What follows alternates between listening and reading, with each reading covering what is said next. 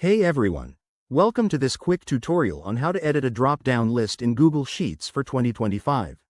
If you're working with data, spreadsheets, or even just organizing your to-do lists, drop-down menus are a game changer for accuracy and efficiency. They help prevent errors by limiting options, and editing them is super straightforward once you know the steps. Let's dive in. First, open your Google Sheets document and locate the cell with the existing drop-down list. This could be in a project tracker or inventory sheet, whatever you're using. Simply click on that cell to select it. You'll see the drop-down arrow appear, confirming it's set up. Next, head to the top menu and click on Data. From the drop-down menu, select Data Validation. This will open a sidebar panel showing the current rules for your cell.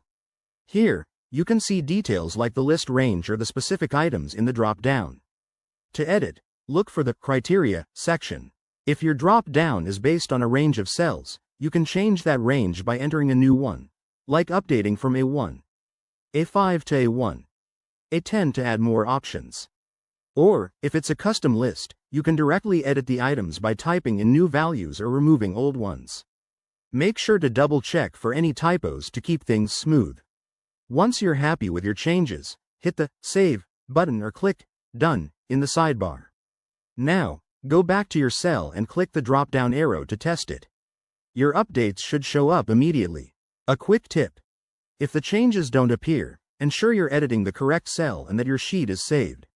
Also, remember that drop-downs can be applied to multiple cells, so you might need to adjust for the whole range.